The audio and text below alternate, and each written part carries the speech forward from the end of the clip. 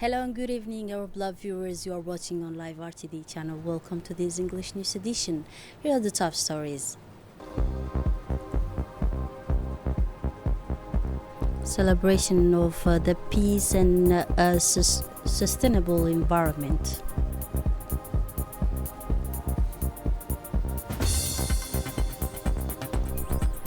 For the international scene in Morocco, interrupt the 93. Those were the headlines. Thanks for joining us in our newsroom. The Republic of Djibouti expressed its deepest sorrow and condolence following the tragic fire in the Tepo district of Hong Kong, which resulted in a number of casualties. The government and people of Djibouti extend their heartfelt condolence and sincere sympathy of the government and the People's Republic of China and to the families of the victims who lost their lives in the tragic incident. Djibouti also reaffirmed its full solidarity with China in this time of grief and expressed its wishes for a speedy recovery for the injured.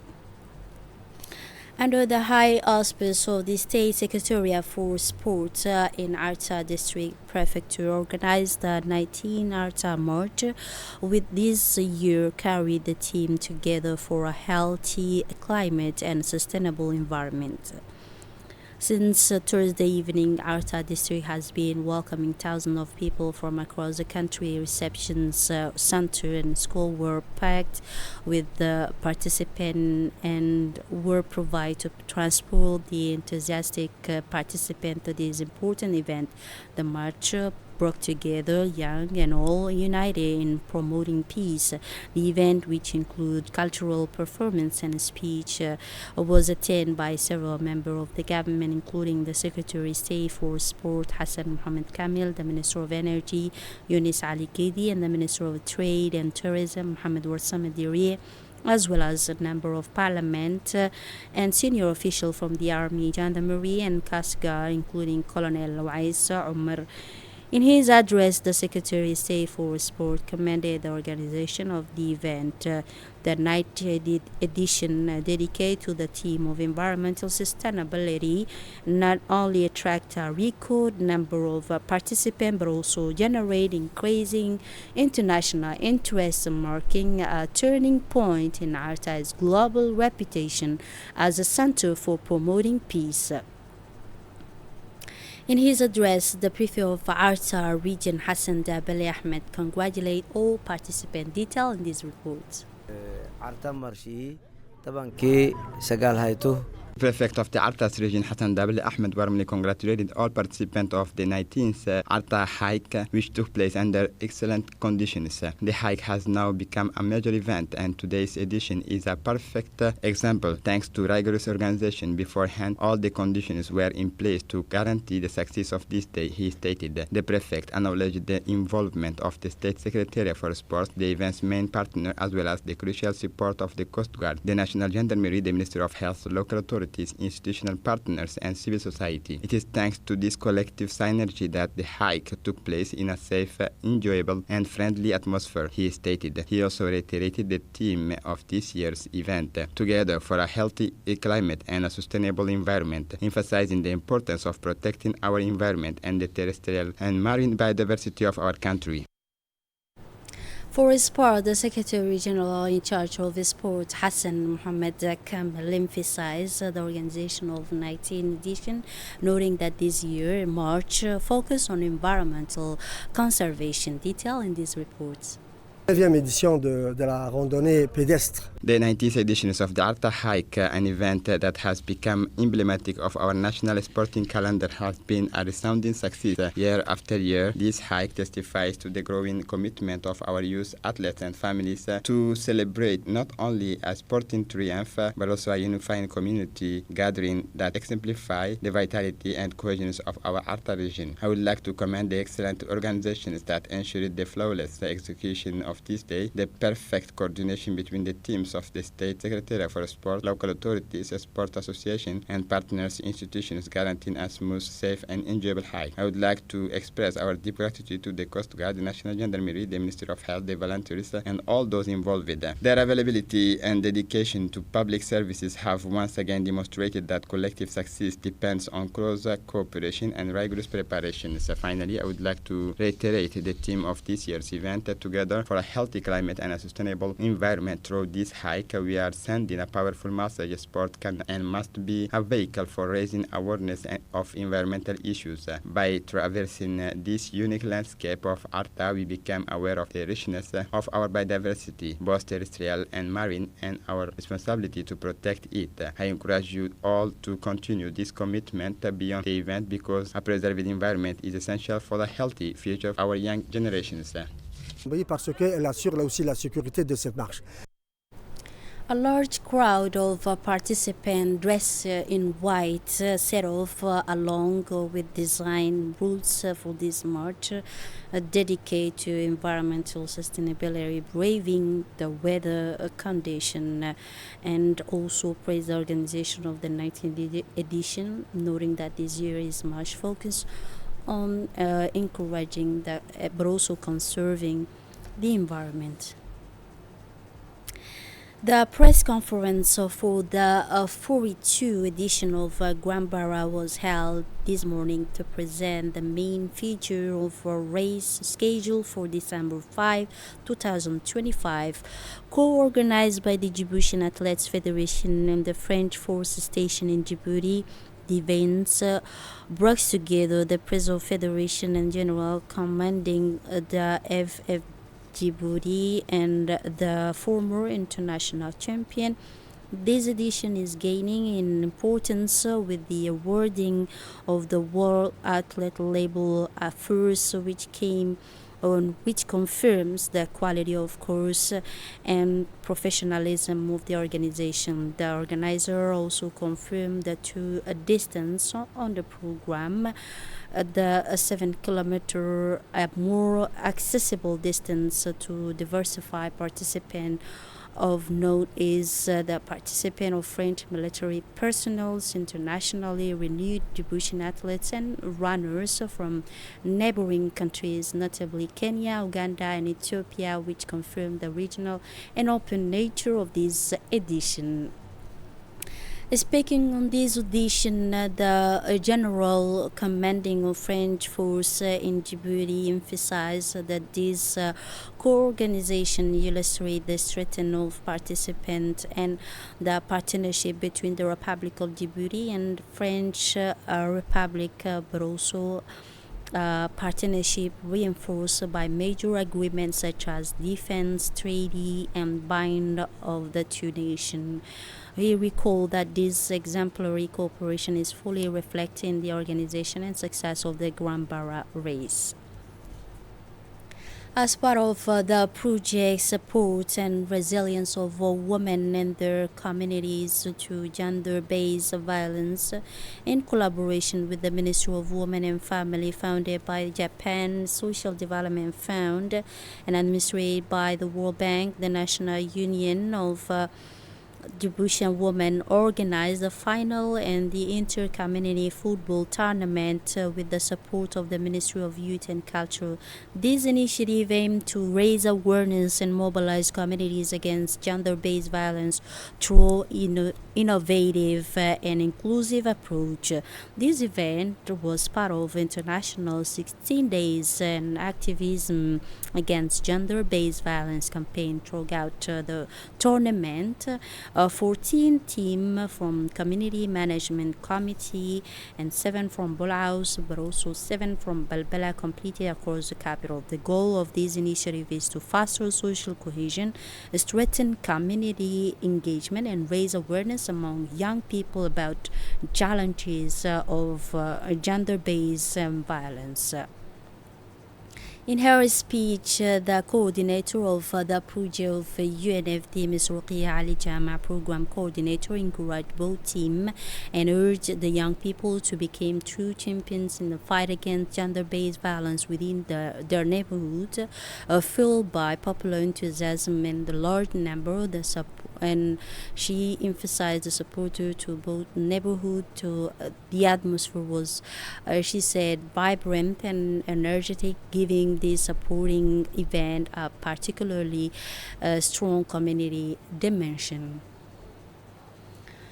Djibouti participated in the ministerial meeting of IGAD support platform in Nairobi, chaired by the Secretary General of the Ministry of Interior, Mr. Suleiman Momin Roble. The meeting addressed the situation of more than 25 million internally displaced persons in the region amidst a growing challenge, most notably climate change and the deterioration of service.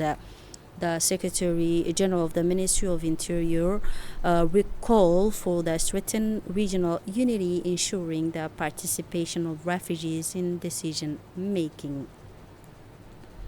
The commander of Djiboutian Kasega, Colonel Wais Omar Bokore, participated yesterday in the National Coordination Meeting on Maritime Security held at Kampaski Palace Hotel within the framework of the Regional Maritime Security Program in the Red Sea.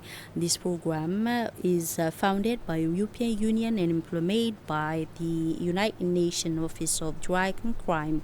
The meeting was attended by the UN resident coordinator in Djibouti and the AU ambassador to Djibouti, but also the intergovernmental authorities on development, the head of United Nations Office and on drug and crime. The meeting addressed the key issues related to the safety and security of maritime routes as well as combating illicit activities at sea while strengthening information sharing among relevant institutions. In his speech, the Assistant Director General for Maritime Affairs explained that enhancing the security maritime routes and countering illicit activities at sea remains a top priority for the Djiboutian maritime affairs sector. He stressed the importance of developing coordination channels and information exchange between various national institutions and international partners, which contribute to improving level of maritime monitoring and protection. For her part, the European Union ambassador to Djibouti and the IGAD expressed her pleasure to participate in this important meeting with the regional and international partner in the field of maritime security. She also expressed her appreciation for the support provided by both the European Union and United Nations Office on Drug and Crime, which positively impact efforts to enhance maritime security. She also noted that Djibouti will continue working to consolidate regional and international cooperation to ensure the security of Red Sea and promote stability in the region. In turn, the Colonel Wais Omar Bokore, commander of Djiboutian Kasega, noted during the National Coordination Meeting on Maritime Security that protecting territorial water and enhancing maritime security and safety represent a strategic priority for the Republic of Djibouti. He also emphasized that the way and means in order to enhance the cooperation in maritime safety and security, paving the way for new step toward more integrated and effective maritime surveillance and coordination. The National Police Academy hosted yesterday, Thursday, a closing ceremony of a week-long training course that focused on managing risk and natural disaster. This training course was organized by the International Higher School of Civil Protection and delivered by a team from French Cooperation for Fisher and National Police Service, but also the Civil Protection and National Gendarmerie, as well as staff from the Djibouti Governorate. The course aimed to enhance capability in threat identification, but also prevention and crisis management. The participant left the course with advanced skill ready for field application, guaranteeing a more effective and coordinated response to disaster. This ceremony concluded with the presentation of certificate to the participant, recognizing their effort and commitment through the training period.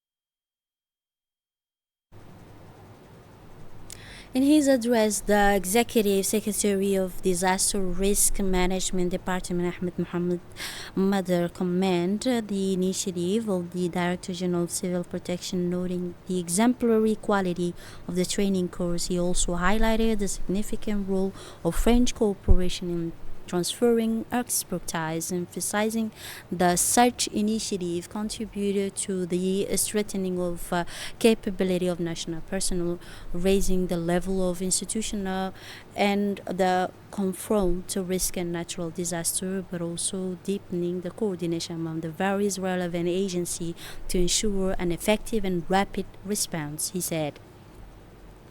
For his part, Colonel Mohammed Musa, Director General of Civil Protection, congratulated the participant, stating that this training course aims to enhance the skill of officers in institutions in crisis management and cooperation with the National Disaster Management Directorate. He also emphasized that this training represents an opportunity to strengthen cooperation between various national and institutions, and also enhance the joint coordination between the security and administrative bodies in addressing emergencies and natural disaster, ensuring a rapid and effective response and protecting lives and property.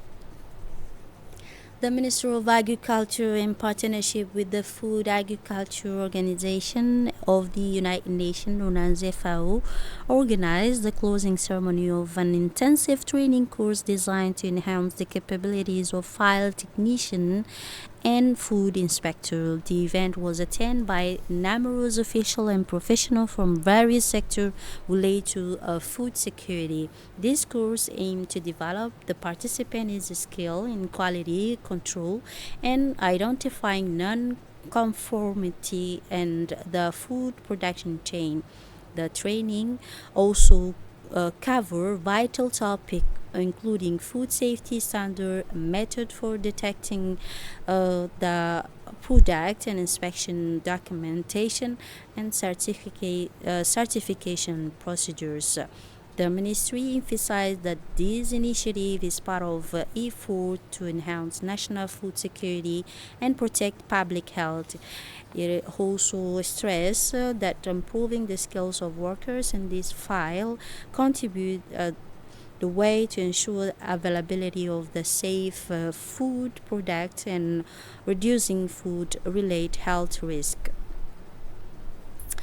The director of livestock expressed his satisfaction with the progress of the training course designed to enhance the capability of field technician and food inspector in quality control and identify non-conformities. He also highlighted the importance of topics covered in the course such as good inspection practice, safety monitoring, regulatory compliance, risk management, and alert procedures. He thanked all partners, especially FAO, for their technical and logistical support. And now, moving on to the regional scene in Morocco, hosted 93 Interpol General Assembly in Marrakech, bringing together representatives from member countries and senior security officials. Detail in these reports. Morocco Interpol's 93th round General Assembly outlined its new directions for global security. Morocco hosted the 93rd round Interpol General Assembly in Marrakesh for 4 days to examine new directions in global security. The workshop brought together representatives from member states and senior security officials to address several priorities, including combating transnational organized crimes, dismantling fraud networks, strengthening police capacity internationally, and promoting women's leadership within the security forces. And for the international scene, thousands of Palestinians have recently returned to their destroyed or severely damaged homes in several areas in Gaza Strip. Detail in this report.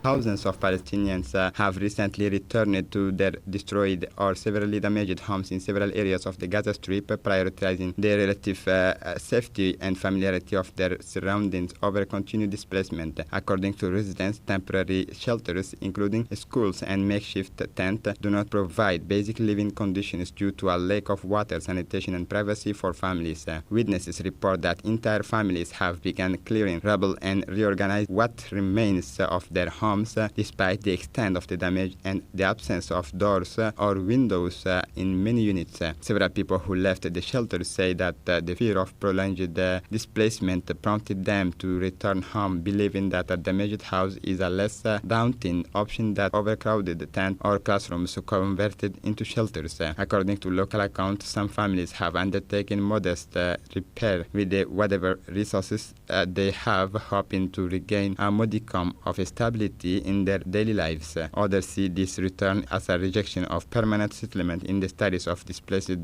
persons, residents emphasize that remaining near their homes, even amidst the winds, provided them with a sense of belonging and allowed them to reclaim a part of their life lost during their displacement.